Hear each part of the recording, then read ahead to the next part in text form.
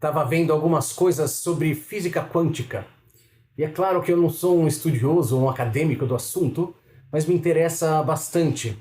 Especialmente porque toda vez que eu entro em contato com física quântica, eu percebo o quanto esse estudo tem a ver com o que a Kabbalah vem falando há milênios. E eu fico até emocionado de pensar que há milênios você tinha rabinos falando de coisas que a ciência está desvendando só agora. E aí eu estava estudando um pouquinho sobre o princípio da incerteza e de como é imprescindível que haja uma consciência para que as possibilidades se colapsem em realidade. E eu fiquei com aquilo. Também, né, em cima disso, já pensei um pouquinho sobre o conceito de livre-arbítrio, que é algo super discutido na Kabbalah. Bom, e fui para a sinagoga. Chegando na sinagoga, meu amigo querido, o rabino Alexandre Leone, ele fez uma prédica linda e ele citou um trecho do Talmud, em que um rabino fala que tudo é controlado pelo céu, menos se a gente vai acreditar nisso ou não. E eu achei maravilhoso isso. Primeiro, porque é muito sincrônico com eu estar pensando sobre livre-arbítrio, e o livre-arbítrio tem várias maneiras como ele aparece na Kabbalah. A minha favorita é que o livre-arbítrio é aquele tempo entre o impulso e a resposta. Só que o que o rabino estava falando jogava uma nova luz sobre o livre-arbítrio. Está falando que tudo é controlado por Deus, menos se a gente vai acreditar nisso ou não. Ou seja, ele está associando a nossa fé ao livre-arbítrio. O Talmud está partindo do princípio que sim, Deus sabe de tudo, tudo é controlado pelos céus, mas que a gente tem livre-arbítrio para acreditar nisso ou não. Eu achei isso maravilhoso, porque isso está ligado em essência com a própria queda de Adão e Eva. Adão e Eva vivenciavam a unidade no paraíso, e quando eles comem do fruto da árvore do conhecimento do bem e do mal, é como se eles criassem uma separação entre a experiência deles e aquele todo que é controlado pelos céus, que é controlado por Deus. Óbvio que essa separação ela é ilusória, mas significa que eles passaram a se perceber como partes e não como uma parte do todo. Eles começaram a se perceber separados. E com essa frase do Talmud citada pelo Leone, parece que esse é o grande livre-arbítrio. A gente vai vivenciar o mundo entendendo que a gente é parte de um todo muito maior. E isso tem várias implicações, inclusive a gente querer cuidar desse todo, ou a gente vai entender o mundo como se nós fôssemos isolados e que tudo depende da gente. Isso também vai ter implicações, porque a gente vai querer ficar garantindo o nosso nessa segunda situação. Essa segunda situação, ela se assemelha a Adão e Eva depois de terem comido do fruto da árvore do conhecimento do bem e do mal, que é a própria consciência racional, que é a própria percepção de separação. Enquanto você vivenciar que você é parte do todo, que tudo está sob controle dos céus, isso não te torna mais passivo, exatamente com o todo. Ou seja, numa linguagem cabalística, isso é o fruto da árvore da vida e não da árvore do conhecimento do bem e do mal. E acho que por isso que me impressionou tanto a fala. Uma das questões essenciais do nosso livre-arbítrio tem a ver com aquela percepção que foi descrita pelo Einstein. O Albert Einstein ele fala que só tem duas maneiras de se viver a vida. A primeira é como se não houvessem milagres. A segunda é como se só houvessem milagres. De um ponto de vista cabalístico, só existe duas maneiras de viver a vida. A primeira é comendo do fruto da árvore do conhecimento do bem e do mal. E a segunda, que é talvez o grande desafio da nossa geração, é só comendo do fruto da árvore da vida. Por que esse é o grande desafio da nossa geração?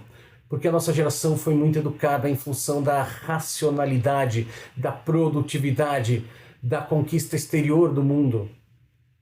Então, para a gente é um desafio a conquista interior do ser humano e o reconhecimento de que existem instâncias mais sublimes e mais sutis em nós do que a racionalidade e o corpo. Por exemplo, a nossa intuição. Então eu gostei demais quando o Rabino falou que está tudo sob o controle do céu. Fica parecendo que o nosso grande livre-arbítrio é: eu vou viver de acordo com isso ou não. Eu não vou acreditar nisso. Entende que ninguém vai te provar isso. Ninguém vai te provar isso racionalmente.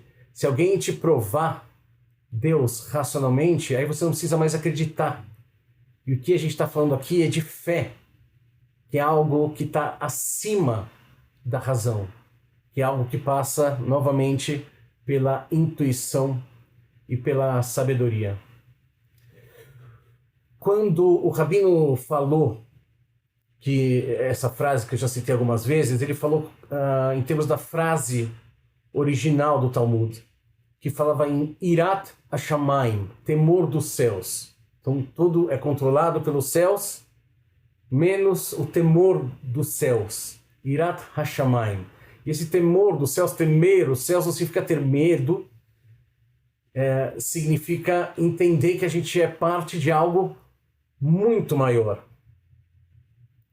E se por um lado, quando a gente tem esse tipo de temor, a gente pode até se sentir menor perto de um todo que é muito maior, mas isso a gente também pode, de alguma maneira, olhar pela razão.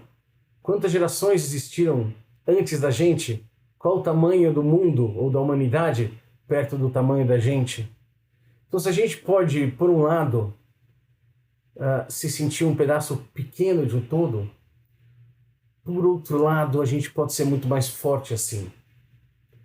A gente canta uma oração chamada Adon Olam, Senhor do Mundo, justamente, controla o mundo. E a última frase de Adon Olam é Adonai li velo irá.